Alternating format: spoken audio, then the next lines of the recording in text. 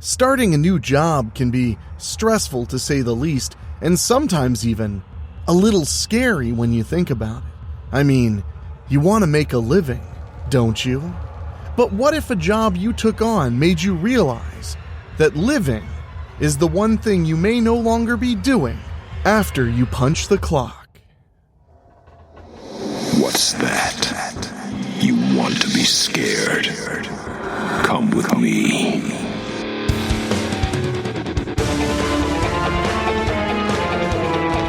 You will experience tales of horror, ghosts, and death. It is not recommended for the weak at heart. Listen in the dark. It's more fun that way. This is Weekly Spooky.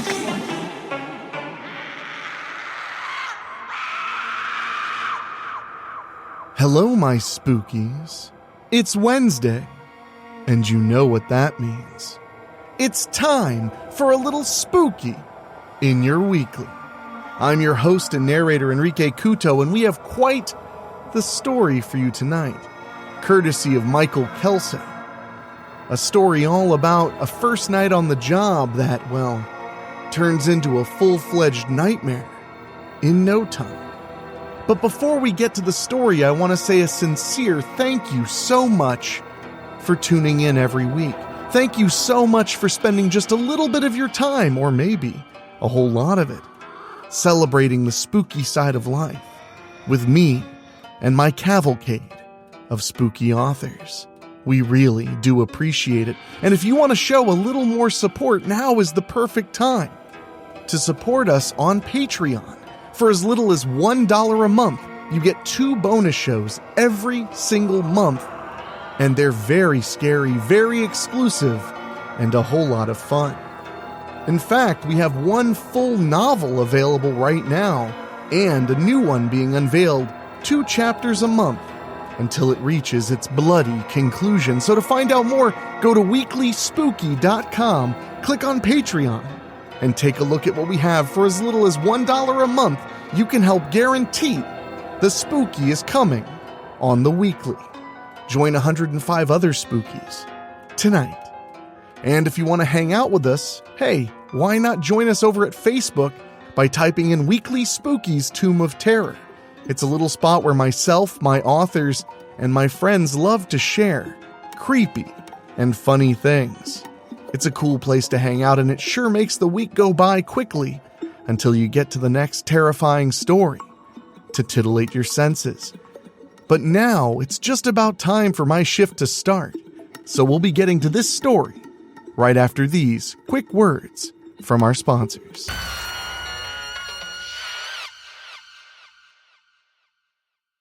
I Used to Work in a Fire Tower with a Strange Set of Rules by Michael Kelso. It wasn't all that long ago when I worked as a park ranger in a fire tower. You'd think it would be an easy job. You'd be wrong. Once I found a strange list of rules, it was all downhill from there. Suffice it to say, I was lucky to get out with my life while still being a free man. There was an investigation into the matter, and I was questioned several times by the police, but they didn't want to hear the truth of the story. That something strange and supernatural happened that night in that fire tower. Unfortunately, one of my fellow rangers wasn't so lucky. But that is another story. I never went back to that tower, ever.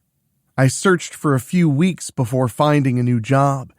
It was just in the nick of time because I hadn't worked as a park ranger long enough to make much money at all, and switching back and forth between peanut butter sandwiches and mac and cheese wasn't the best way to stave off starvation. But beggars can't be choosers. So I applied for this job and went into the office building in town for the interview. The first question I asked was, "Does it have any strange rules?" The interviewer looked at me like I had just sprouted a second head. "Like what kinds of rules?" she said. "I don't know. Like, don't answer the phone at a certain time of night, or if you see a glowing orb, look away for 30 seconds. Are you planning on seeing any glowing orbs inside our warehouse? She said hesitantly. I hope not. She held my gaze for a long moment before answering my question. I started to wonder if she was going to kick me out of her office. To answer your original question, she said, I don't know of any strange rules for the warehouse. To my knowledge, it's a standard night watchman job. You go there, you make sure no one breaks in and takes anything, and then you go home. That's a relief. Just out of curiosity, why did you ask about strange rules? My last job had some strange rules, and let's just say it didn't end well. Oh, all right, she said. I suppose that would be a good question for you to ask then. The rest of the interview was standard stuff. Thankfully, I hadn't blown it and got the job. She gave me my employee packet and the address of the warehouse. She told me I would be trained on the job, when to be there for my first shift, and the name of my supervisor, Mr. Larson. I thanked her and went on my merry way, happy to have a job that was easy and paid decently. The next couple of days went by slowly as anticipation built for my first shift. When I got in my car, the gas gauge told me I would be pushing it to make it back and forth to work before I got my first paycheck. I drove to the address and found it in what looked like an abandoned business park. There were other warehouses along the drive with weeds growing through the cracks in the pavement and up the sides of the buildings. There were streetlights, but they looked old and decrepit. Only 2 of them were still emanating their putrid yellow light, fighting a losing battle against the darkness. I came to the end of the road, and looming in front of me was a massive warehouse. The GPS on my phone told me I had arrived, but I wasn't sure I wanted to. It was all by itself, surrounded by woods on all sides except for the notch that had been cut out to make the road. I pulled around to the side where the main door was and was slightly comforted by the car that was parked in front. At least there was some other living soul out here. I got out, taking my bag of supplies with me. I started toward the door and hit the remote button to lock the car out of habit. The horn's chirp echoed through the trees, making me even more aware of their presence. I wasn't looking forward to doing security checks around the perimeter. There was only one security light that I'd seen when I drove up, and it was near the entrance. I approached the door and tried to open it, but it was locked. I looked around for anything and found a keypad. I opened up my email on my phone and read the instructions I'd been sent. Your shift is from 9 p.m. to 9 a.m., it read. You cannot leave between those hours. The code for the keypad is your employee code. That way we know it's you inside. I paused. There was something about that last sentence that gave me chills. I reread it and decided it was just a security thing. Your employee code is 2059. It should open any doors you need to access inside. If you have any problems, call or text the number included in your packet. I didn't remember getting any number in my packet, but maybe I just skimmed over it. I entered my code on the keypad. The light above the numbers turned green and I heard the lock click. I pushed the door open and stepped inside. When the door shut, I heard the lock click again. I stared at it as if the sound had some finality to it. Just out of curiosity, I typed in my code on the inside keypad, but the light stayed red and the door stayed locked. I tried to shrug it off, thinking it was like a time card thing, that it wouldn't open again until 9 a.m. I looked at my watch and it read 9:02 p.m. I turned toward the inside set of doors and punched in my code. The green light and click granted me entry. If I'm going to have to type in my code at every door, it's going to be a long night, I thought. I stepped into what looked like a small reception area. There was a desk and a couple of vinyl couches along the wall. It was sparsely decorated and dimly lit. The only painting I saw on the wall had a picture of a large gate that was dark red with words in some other language. I walked through the first set of doors after inputting my code. They opened up into a long, dimly lit hallway with doors on both sides. The first one I came to said, "Security." It was no surprise when I saw a keypad on the door lock. I typed in my code and opened the door. Inside, there was a desk with monitors and a computer. There was also a table with 2 chairs, another vinyl couch, a mini fridge, and a small bathroom. I set my bag down on the couch and got my water bottle out. I opened the fridge and found a lunchbox with a bottle on the door. I guess it belongs to the guard I'm supposed to relieve, I thought. Where is he anyway? I put my bottle in and closed the fridge, then looked around the room more closely. There were 3 doors on the far wall that I hadn't noticed. I opened the first one and found it was a closet. A light jacket hung there, and a small duffel bag sat on the shelf. I sat my bag beside it and closed the door. I opened the second one to find a weapons locker. 2 handguns and 2 shotguns, along with tasers and pepper spray, were locked behind a metal mesh door. I tried the door out of curiosity, but it refused to budge. Surprisingly, there wasn't a keypad to punch in numbers. It was an actual lock. I looked around for the keys but didn't find them. Maybe the other guard had them. I closed the door and tried to open the third one. It remained locked. Maybe it's a maintenance closet or something. I sat at the desk and looked at the computer. The monitor showed a login screen. I typed in my code and it came up to an email. I had 3 messages. I clicked on the first that read, "First login." I opened it and read, "Welcome to your first shift. I'm sure by now you have some questions. First off, you need to log into our Wi-Fi. If you look at your phone, you'll see there's no cell service inside the building." I looked, and sure enough, my phone had no service. I followed the directions to hook up to their Wi-Fi. Once I logged in, a strange symbol flashed on my phone. Then it went blank for a whole minute. I tried to go back or go to the home screen, but nothing happened. I was about to power off when suddenly the screen came back. Everything seemed normal and I was able to do everything but make calls. My phone dinged as I received a text. "Congratulations on setting up your phone on our corporate Wi-Fi. Calling will be disabled while you're on shift. If you have any needs, text this number. Someone is monitoring 24/7.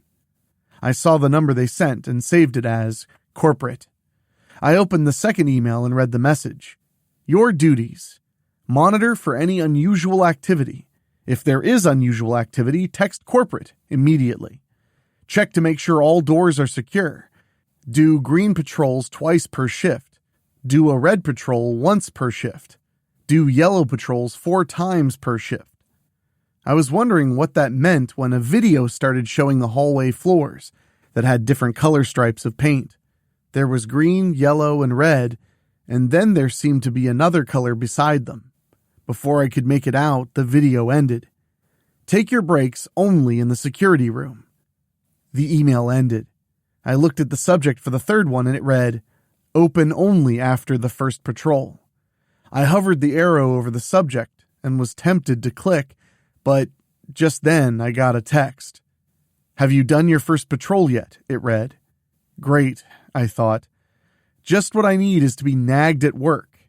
"Not yet," I texted back. "Better get to it." I sighed and stepped to the door when my phone dinged. "Don't forget your flashlight." I read it and looked at the closet, realizing I had done just that. I slowly looked back at the phone, thinking many things I'd like to respond, but texted thanks. I went to the closet and got my flashlight out of my bag. I looked at my phone and thought, anything else? Wondering if it would respond. Thankfully, it didn't. My phone literally reading my thoughts would be disturbing beyond belief. I opened the door and glanced at my phone to see if I'd done anything else wrong. It remained, thankfully, silent. I stepped back into the hallway where every third light was lit. I assumed it was the nighttime lighting, and started down the hall looking at the floor. The lines were just like in the video. The 4th line was black. I paused at the ramifications of being guided towards something they didn't want me to check on. That either meant they didn't care about it or didn't trust me to check it out. Either one was disconcerting. I decided to get a yellow patrol out of the way. I followed the line down the hall, glancing at each door that was marked with a letter and a number. The first one said A1. The next said A2. As I continued, the letter remained the same as the numbers increased. Odd numbers on the right side doors, even on the left. I reached the end of the hall, and the yellow and green lines turned right down another hallway. The red and black went left. I glanced left, but stayed right. My curiosity would have to wait until later. Don't go away. Weekly Spooky will be right back. I followed the lines down the next hall and read the first door. It said B1. This continued down the entire hall just like the first. At the end, the green line turned left while the yellow went right. This hall started with C1. The entire time I'd been walking there was total silence. There wasn't even the sound of air conditioners or anything. It was eerie. I stopped and looked around. The hallway and all the doors were pristine. There wasn't a bit of dirt or dust. It didn't look like a warehouse, at least not like I thought the inside of a warehouse would look. This was something else. I would have to make a list of questions to ask when I got back to the security room. I continued my round and followed the yellow line as it turned right yet again. This hall started with D1. When I reached the end of the hall, the line dead-ended at a door. I hesitated for a moment before opening it into another hall. I turned and looked at the other side of the door. It said A1. I looked to the left and saw the security room. The yellow line had taken me in a circle, or I suppose it would have been a square. I shook my head, stepped into the security room, and sat down at the computer. The email sat waiting. I clicked it. "Congratulations on your first patrol." I read the sentence and felt uneasy at the word successful. Why wouldn't it be successful? I thought. By now you probably have some questions. Perhaps we can answer them before you ask. First, the black line. Do not follow it under any circumstances. Second, as I'm sure you've already noticed, you cannot leave until your shift is over. Third, make sure you close any door you open. These are some basic rules. There'll be more as your shift commences. I looked for any more emails, but there were none. Great, I thought. More rules. At least these ones aren't all weird and creepy. I opened the mini fridge and took a drink from my water bottle. As I put it back, I glanced at the lunchbox and wondered where the other guard was. I checked my watch and it was almost 10. I figured I should do my first green line patrol. I went back out into the hallway and followed the green line to the point where it veered away from the yellow. The silence in the hall was starting to bother me. Listening to my own footsteps was unnerving. The green line led to another similar corridor. This one was E Hall. I was starting to wonder just how big this place was when I heard a sound I didn't make. I slowly turned and looked back to find an open door. I knew beyond a shadow of a doubt it wasn't open when I went past it. I shone my flashlight around looking for anything and anyone, but nothing was there.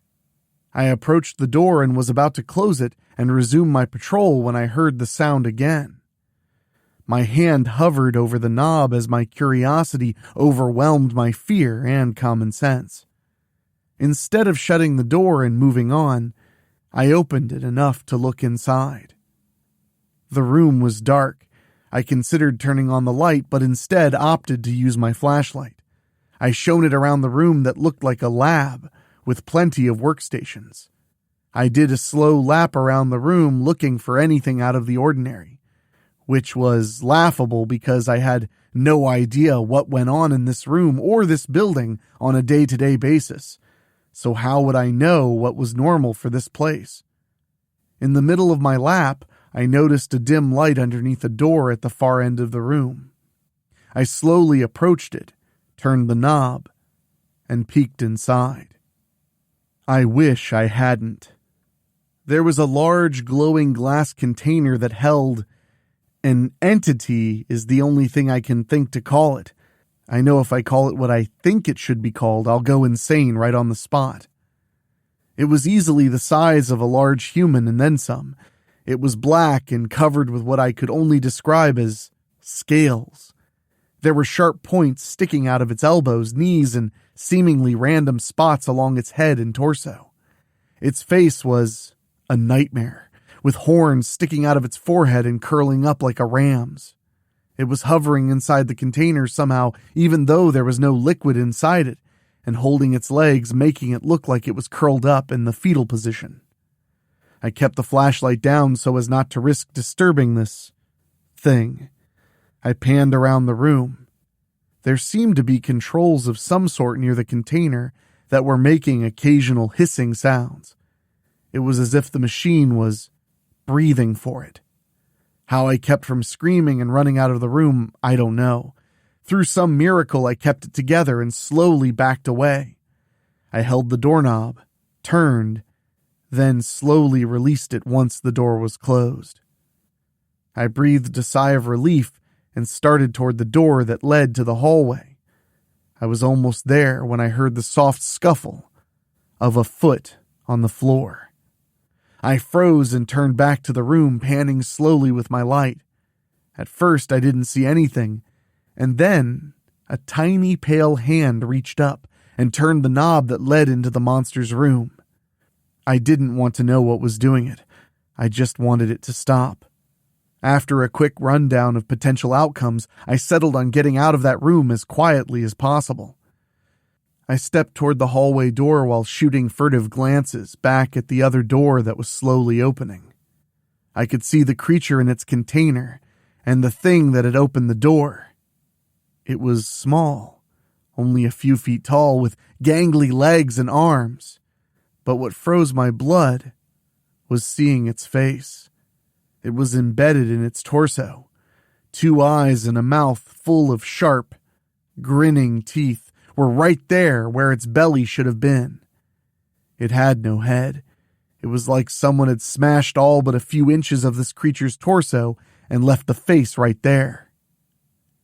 It looked at me, and its horrific smile grew as it reached the controls in the room. I backed out into the hallway and closed the door, quietly, then ran as I followed the green line to its ending underneath a door. I hesitated to open that door with my new knowledge that there were potentially dangerous creatures lurking behind every opening. Finally, I turned the knob and peeked out into a hallway. The first thing I saw was 4 lines on the floor, which told me I was once again in the first hall. I looked at the number on the door. It read A2. I jumped out and slammed the door shut, diving into the security room and shutting that door as well. I leaned against it for a long moment, wondering how I was going to do another patrol, knowing that either or both of those creatures would be stalking the hallways. My attention was grabbed by one of the monitors. There were over a dozen images being transmitted onto different sections of a large TV. I looked at the videos for the first time and noticed there wasn't a single camera aimed at the outside of the building. They were all inside. My breath caught in my throat. That means they aren't afraid of what's outside, but what's inside. I watched the monitors. Fortunately, they were in color. I focused on the cameras that showed green lines on the floor and waited to see if any of the doors opened. After 30 minutes, I hadn't seen any movement. I sat back in my chair feeling a little better. I decided to do another yellow patrol. I didn't want to. I would have rather stayed in the security room for the rest of my shift, but that wasn't an option. I comforted myself with the thought that I'd been watching the cameras and nothing had moved. It wasn't much comfort. I picked up my flashlight, trying to keep it steady as my shaking hands showed my hesitation. I stepped through the security room door and out into the hallway. Somehow it looked different now. Before, when I was just checking a bunch of doors, I convinced myself that nothing of interest was in any of the rooms. Now I knew better. Now I looked at each room as if it were about to spring open, and I shook the thoughts away. I had to, or I wouldn't take another step. I walked down the first hall, ears attuned to any sound. At my first turn, all I heard were my own footsteps. Even they gave me pause and had me whipping around to look behind me from time to time. By the second turn, I was beginning to feel a little less nervous. By the third turn, I was almost calm, until I saw where the green line split off from the yellow. I stopped and stared down the green hall, wondering if that thing had slipped out. For an instant, I thought I saw a movement.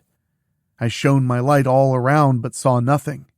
Even so, I picked up the pace for my last hallway and quickly opened the security room door, then closed it, feeling my heart racing. I looked at my watch and it was nearly midnight. I'd done 3 of my 7 patrols. My phone dinged. There was a text. "It's nearly midnight," it said. I wanted to reply sarcastically, but thought better of it. What's special about midnight? Didn't they tell you? Tell me what? The rules. My heart hammered in my chest. Not again. They told me I couldn't leave before my shift was over and to do different color patrols. That's not the rules I'm talking about. I knew it before the text came. Do I want to know what they are? I texted. You need to. What if I just sit in the security room? There wasn't an immediate text back. There are things that would happen. Like what? Like things that would destroy you, or at least your mind. I sighed. So, send me the list of rules. I shook my head in disbelief that I was doing this crap again. 1. At midnight, you must be in the security office and stay there until 12:30 a.m. No matter what you see or hear, you must stay in the office and don't open the door for any reason. That doesn't sound ominous at all, I texted. 2. When doing a patrol, if you hear someone calling to you or screaming, ignore it. Do not attempt to find the source of the sound. 3. If the doors start changing, follow the lines back to the security room. That should actually take care of you for now. Just remember, do not follow the black line, and don't go into any rooms. Are you kidding me with this? I texted. I don't want to do this again. Let me out. Sorry, not possible. Nothing can open those doors until your shift is over. And what did you mean, again? I worked in a fire tower with weird rules. Interesting. I'd like to hear that story someday. Good luck. Thanks a lot. By the way, where's the key to the weapons locker? Just in case. Didn't the guard you relieved give it to you? I haven't seen him. That's not good news. Is there a spare key somewhere? No return text came. Hello? Is there a spare key? No response. There's more scares where that came from. Weekly Spooky will be right back. I checked my watch, and it was 12:01. As if on cue, there was a knock at the door. I took a step toward it before I remembered the rules I'd been texted. The knocking became more insistent. Next, the doorknob began rattling as if someone was trying to tear it out of the door. Who's there? I said, cringing at my own words. The doorknob stopped rattling. There was a silence that was only broken by the pounding of my own heartbeat. It's Mr. Larson, a voice said. I've misplaced my key. Could you please let me in? I took another step and reached for the doorknob. When I remembered. There's a keypad on the door, I said. If you are who you say you are, just punch your code in and the door will open. There was silence on the other side of the door. It lasted so long that I wondered if whoever it was had gone away. I leaned against the door and put my ear up to it. That's when I heard the loudest, most blood-curdling, inhuman scream I'd ever heard in my life. I threw myself on the floor, trying to get away from the door as quickly as possible. The pounding continued. I wondered how long the door would hold up and what I would do when whatever it was broke it down.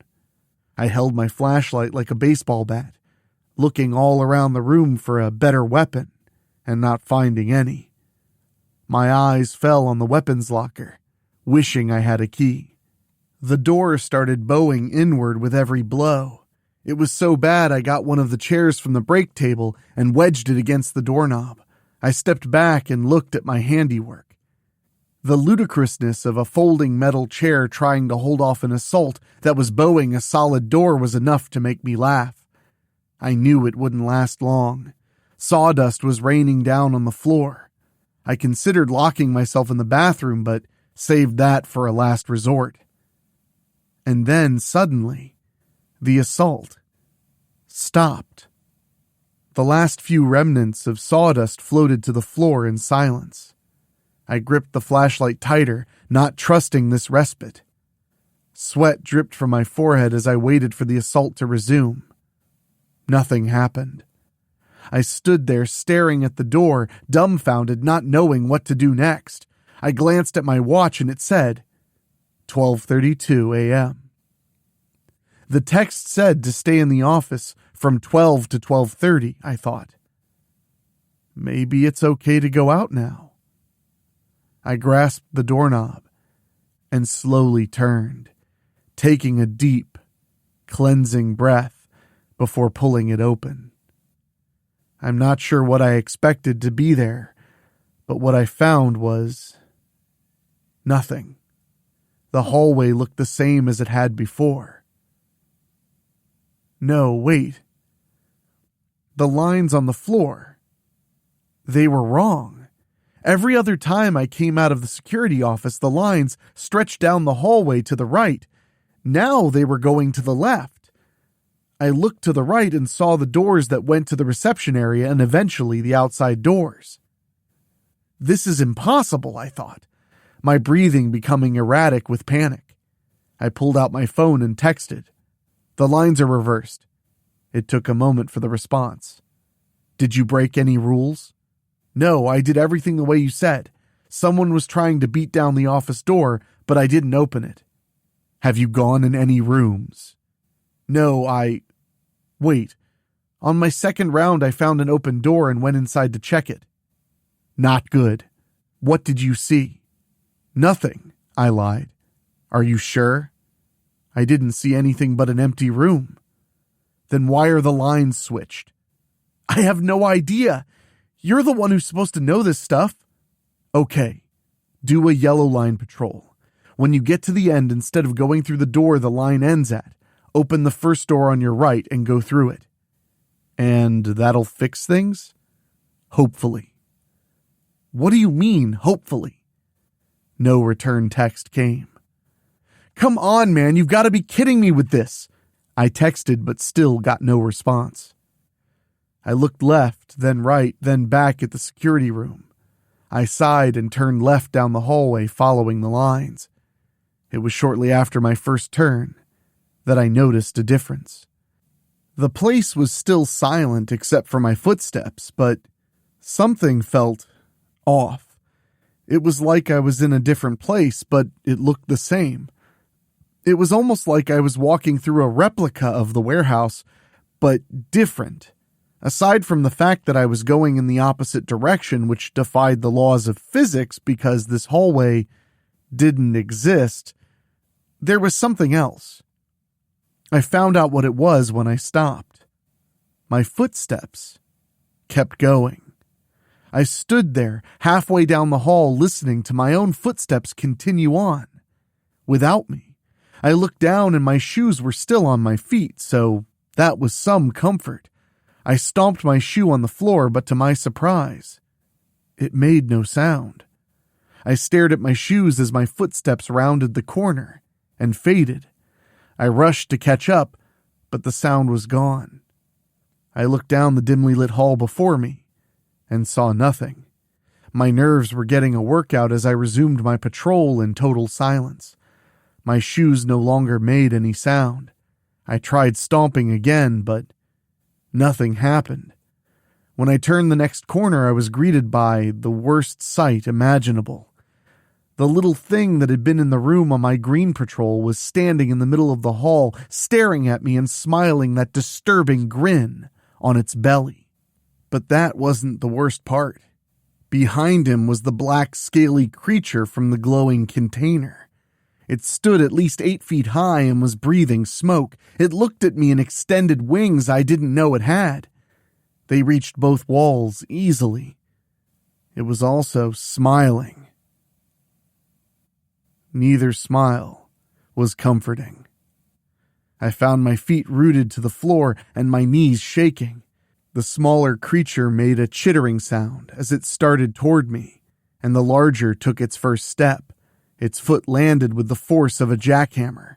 The sound was debilitating. I covered my ears as they approached. I turned to run back to where I came from, but somehow, impossibly, the same creatures were approaching from that very hallway. I glanced back and forth at the mirror images of the unearthly threats closing in on me from both sides. I had no choice. I dove into the nearest door and slammed it shut. The pounding began right away. I backed away, but my foot stepped into empty air. I turned to find I was at the top step of a stairway, but only for a moment. Gravity took over and I tumbled down the stairs. Fortunately, there was a landing that kept me from falling the rest of the way. I slowly stood and made sure of my balance while looking around at my new environment.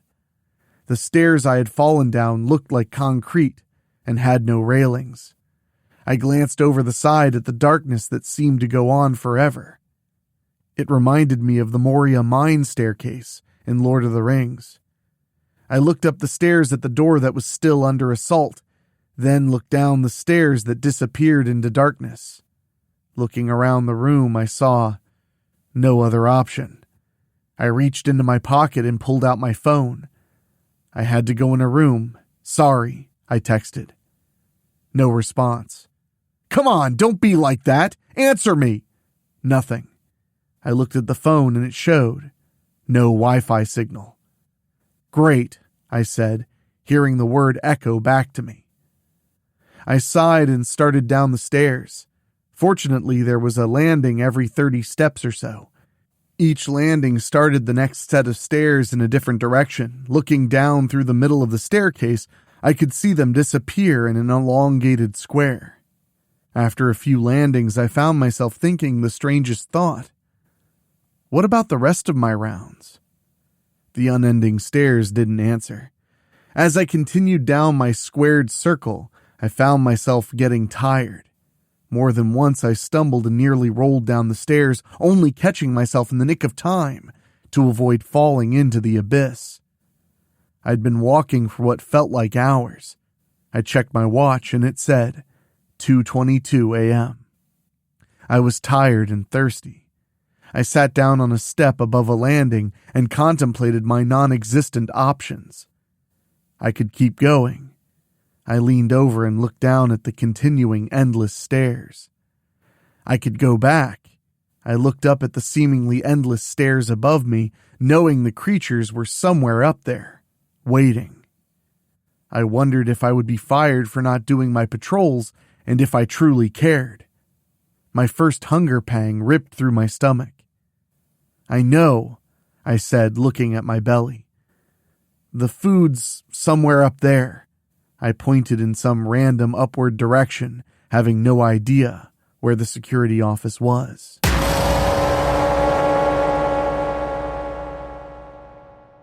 Well, it looks like he got more than a paycheck after all of that. But who knows what could be down in the deep, dark depths? Hopefully he doesn't find out too soon, although his stomach was grumbling and time is of the essence. Thank you all so much for hanging out with us and enjoying yet another scary story right here on Weekly Spooky. Remember, if you love what we're doing, head over to your favorite podcasting app like Apple Podcasts or Spotify. Leave us 5 stars. It helps other spookies find the show, and I sure do appreciate it. And speaking of other spookies, I had a wonderful time at the Living Dead weekend in Pittsburgh this last weekend. Met a lot of cool people, a lot of spookies, and I really couldn't ask for more. So thank you all so much, and thank you so much for everybody who's helped build up our Patreon. We're at over 105 backers right now, and honestly, I could not be happier. Thank you so much for your support, and if you want to join in now after listening to this terrifying tale, you can by just going to WeeklySpooky.com and clicking on Patreon. For as little as $1 a month, you get all kinds of bonus spooky. And speaking of, I want to say an extra special thank you to our Patreon podcast boosters. These are folks who pay just a little bit more to hear their names at the end of the show, and they are Johnny Nix, John Callan, Jenny Green, Brent McCullough, Karen Weemet, Jack Kerr, and Craig Cohen. And also, we have a very special new producer here on the show.